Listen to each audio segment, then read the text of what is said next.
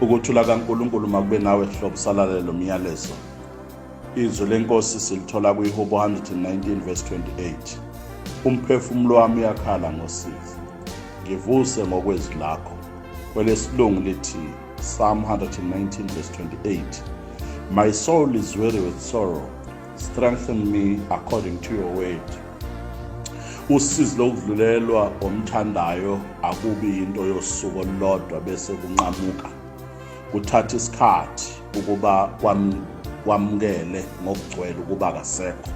Abanye uma besanda kudlulelwa abathandwe emhlabeni ukuthonga ababi nabo. Abanye abathanda ukuba phakathi kwabantu bakhetha ukuzivalela egumbini. Abanye bezwakala ngokudazuluka bakhale ngenxa yobuningi bosizo lisemphefumulweni. Nokuyinto enhle uma bekhala. Akumele utshele umuntu ofelwe ukuba angakhali ngoba awuyazi into adlula kuyo. Awunawo umuzwa asuke ewuzwa. Okungakwenza ukuthi ube seduzane kwakhe. Wenze lento abathi abelungu it's a ministry of presence. Iba seduzane nje. Ungashongo lutho kodwa ubukhona bakho uzobukhumbula ukwedlula amazwi wakhulumile. Nabaziyo ukuthi umuntu odlulayo usenkosini. Liyafika usuku, uyafika umzuzu wokukhala because ukufa sonke kusithola in a moment of weakness. La singalindele ukuthi ngabe sificwelwa ukufa phakathi kwamakhaya ethu. Akekho umuntu ongakhala. Nosizi uthatha isikhathi salo ukuba lunqamuke emphefumulweni. Ukuze ufinyelele ekupholeni ngokugcwele kubiza ukuthi u-understand ukuthi ukudlulelwa umuntu emhlabeni it's a process ukuthi ungafinyelela ebangeni lokuthi uyaxola. Uma kunqunywa utshani abusheshi kube hlaza buze bufinyelele ebangeni lokuba ngabe buyanqunywa. Kuthatha isikhathi sabo. Athi uMshumayeli 3 yonke into inesikhathi sayo phansi komthunzi welanga. Ukudlula komuntu anjengokufa kwesitsha ukwazi ukuthatha imali uyothenga esinye isitsha ureplace lesisesifile. Kodwa umuntu ureplacewa ukuba wena udlule kwizigaba zokulila, kwizigaba zobumvelo bokuba umuntu. Kwelesilungu iBhayibheli ubhala kahle lo mbhalo mayithi my soul is weary with sorrow. Strengthen me according to your word. My soul is weary with sorrow. Phefumulo wami khathele ngenxa yosizi. Ngivuse ngokwezwi lakho. Ukufelwa kufani ungakukhathanisi nokwabanye. Uma kushona ukhulu, ugogo, umkhulu, ukhokho akufani. Laba bantu basuke sebekhulile emndenini sesazi ukuthi noma inini inkosi ngabakhumbula futhi kwabona bahlala babe nento yokusho ukuthi engathi ngahamba manje ngiyophumula. Engathi ngahamba manje bathi behlezi kanye nathi umuzo sethu ukhumbula abazali bakhe. Uthi ehlezi nawe umuzo sethu ukhumbule isithandwa sakhe. Uthi ehlezi nawe athi ukhumbula abazukulu bakhe asebesenkosini, ukhumbula abantwana bakhe abasenkosini. Ngakho labo bantu basiprepare ngenxa yeminyaka sebenayo emndenini. Kodwa ukudlula komuntu ngokugula kwalesi sikhathi esibhekene naso seCovid, la umuntu engabi neviki, la umuntu engabi nezinyanga, uyashaya emphefumulweni. Kunjengokwenzeka kwengozi emgwaqeni, kunjengokuzunywa komuntu ngesikhali. Ubuhlungu kuyezwela ngoba akusiniki sonke ithuba lokuzama imizamo yabantu.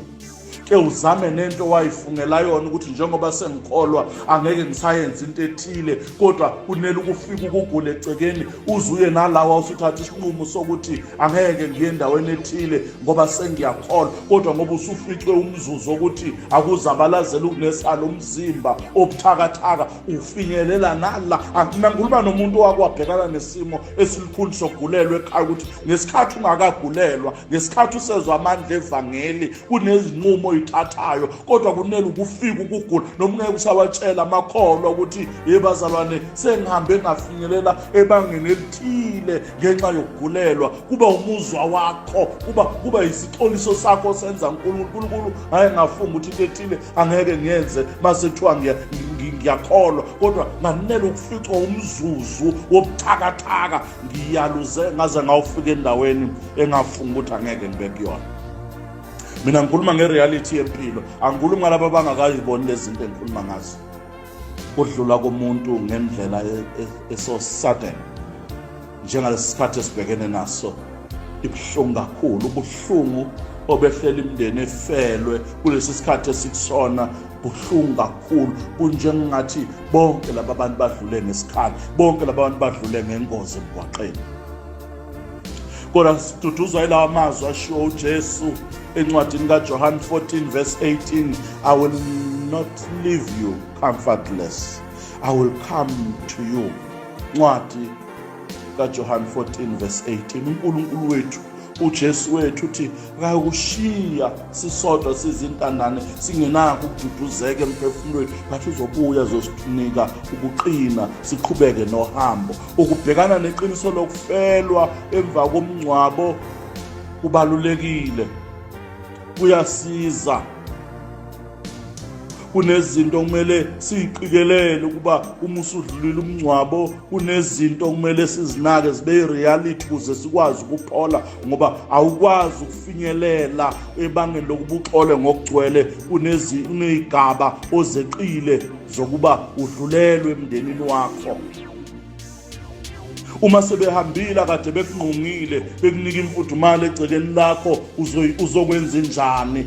Uma usizo lufika sewuwedwa, sebehambile abantu kade bekukhulekisa, sebehambile abantu kade bekhuluma amazwi, sebehambile abantu kade bekulethela ukudla, sewusele wedwa sekumele uzenze le ndlu seyibanda nekamelo selibanda. Uthi-ke lo mbhali, phefumulo wami ukhathele ngenxa yosizi, ivuse ngokwezwi lakho. My soul is weary with sorrow. My soul is weary with sorrow. Strengthen me according to your word. Ngike ngibuzwe imibuzo abathile uma bebhekene nezimo ezilikhuni, athi umuntu fundisa kuvuma ukudlula lokho kungehlela, kaze ubuhlungu bami bophela nini. Kodwa kunye ngikwaziyo bazalwane, izwi lenkosi Isaiah 40 verse 29, uNkulunkulu umphayo yethileyo amandla, nakongenamandla uyandisa ikhwepha. Noma ngabe umphefumulo wakho uyawuza ukuthi uphelelwe ngamandla okusukumiye phambili, kodwa uNkulunkulu ngizomemezela ngayo ukuthi usekhona. Zine igaba noma izinto okumele uzinake sewudlulelwe umuntu wakho omkhonzile. Okokuqala, uma sebehambile abantu,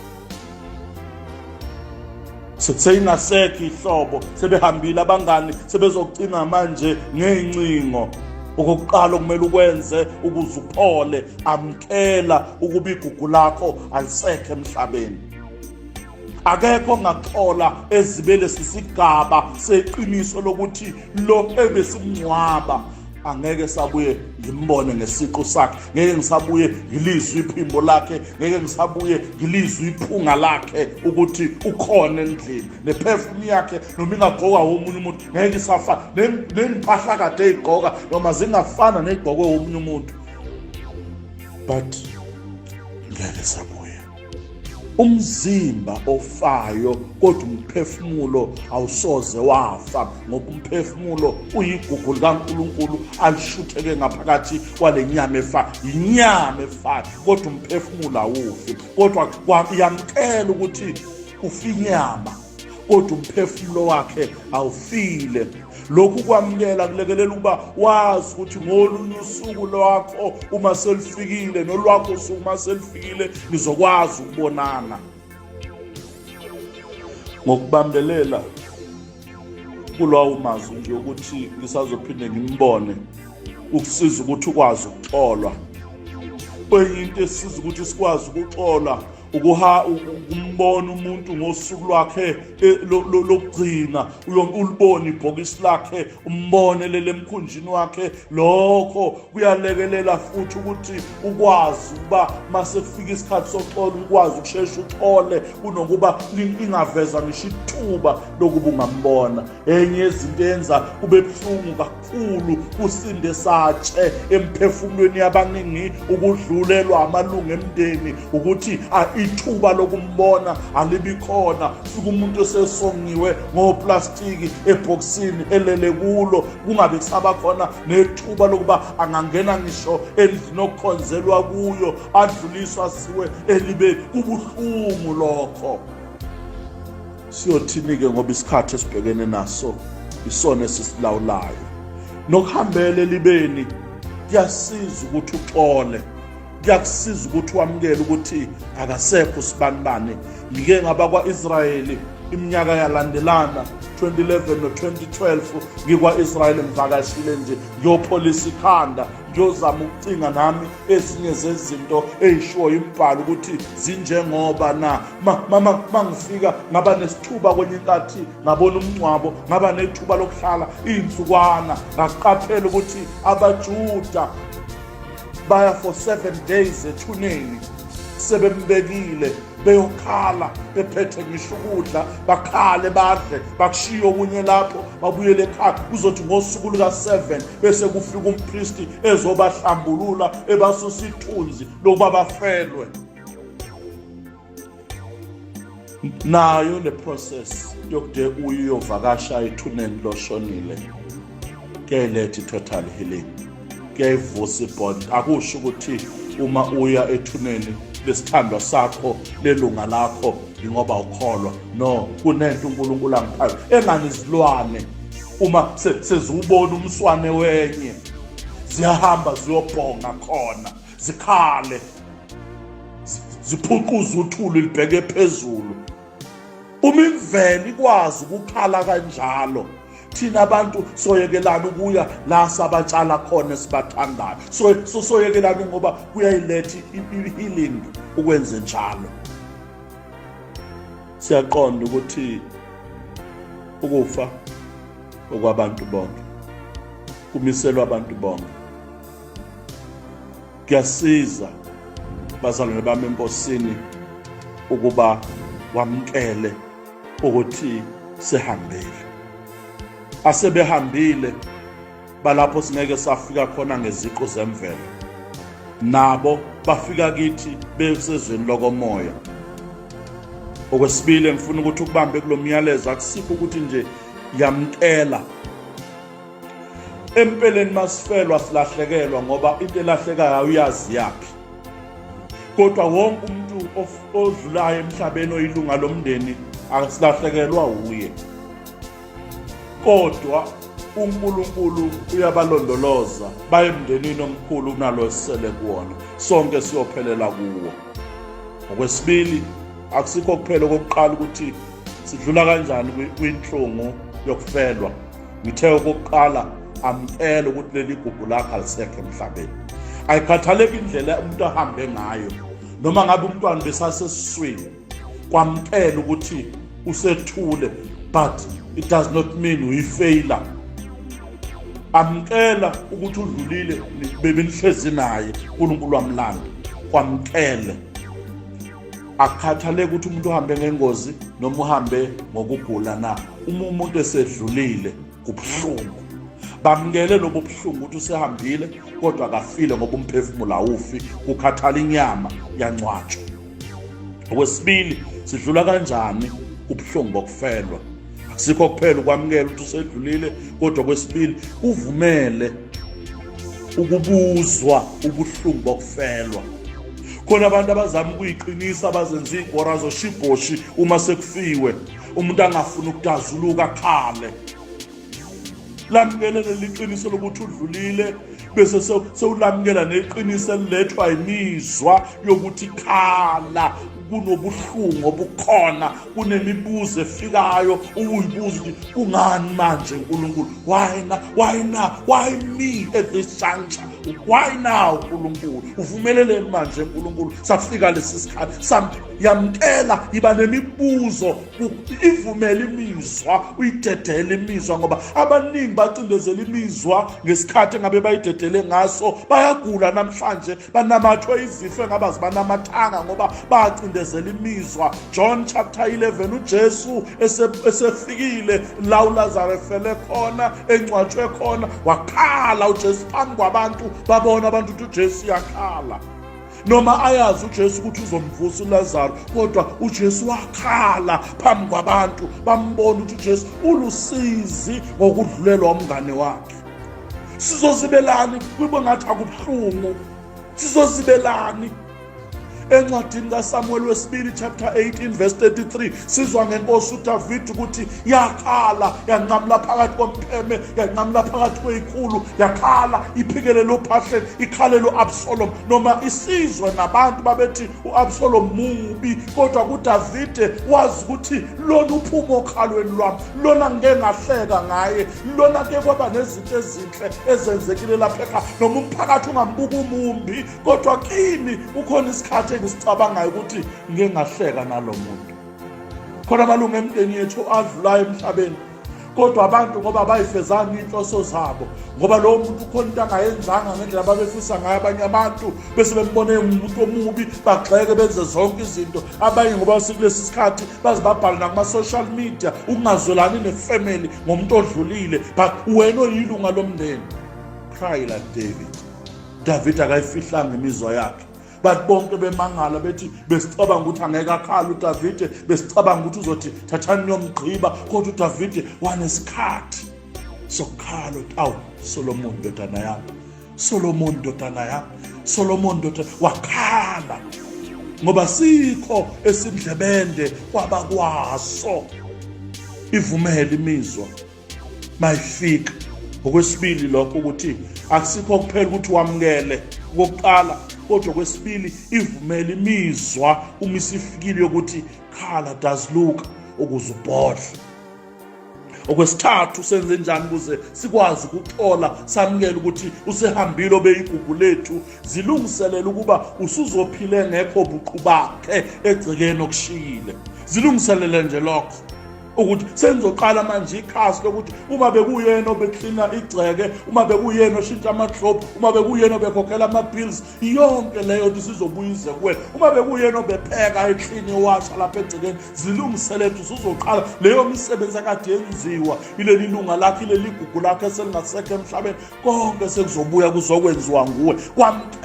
Kwamukele lokho emphefumulweni yakho, ukwenze ngenhliziyo ephelele, ngoba lithe izwi lenkosi kwabaseKhoninte bokuqala chapter 10 verse 13, anifikelwanga ukulinga njengokwaabantu, kepha uNkulunkulu uthembekile ongayokuvuma ubanilinga ongaphe kwamandla enu, kepha uyakulenzela indlela yokuphepha nizibe namandla okukuthwala.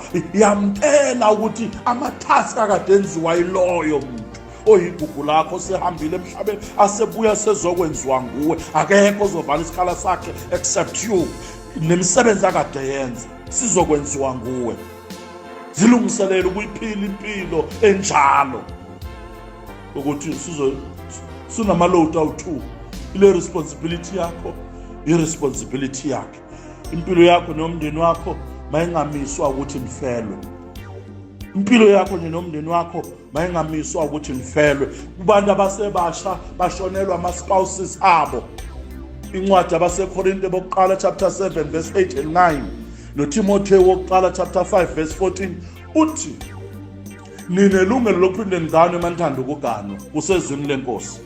Ningahlali lokulandelela abantu bethi hlala uwenze njani, uwena ozwayo uzizwa kanjani. Izwi lenkosi liyasikhulula. Ngathi angene sinako ukubopha, ngoba impilo kumele iqhubeke nakuwena ukuze uxole. Kokugcina ngifuna ukuphetha ngakho kulo myalezo, sidlula kanjani kwipain yokufelwa. Zikhethela umuntu osekhulile okukholweni ukuze aqinise enkosini. Yiba nalowo muntu ozoba nawe alivuselela ukholo wakho, because death shakes us to the core. Ukufa usibamba lapho sibancane ngakhona, usidlikiza nje singabi nathuba lokwenzana. It's normal to feel alone mawushonelwe. It's normal. Kodwa simele sibonge ukuthi uNkulunkulu wakwehlula ukufa nesono. lithe izwi lenkosi isitha sokugcina siyakuchithwa singukufa. Incwadi yabasekorinte bokuqala chapter 15 siyochithwa. Verse 25 to 26 wancwadi yabasekorinte bokuqala chapter 15 siyochithwa lesi sifo okwethu asiqine enkosini. uNkulunkulu abusise okuzwile uthi umusa wenkosi yethu Jesu Kristu yabo uMncele ube nabo kulondoloza. Amen.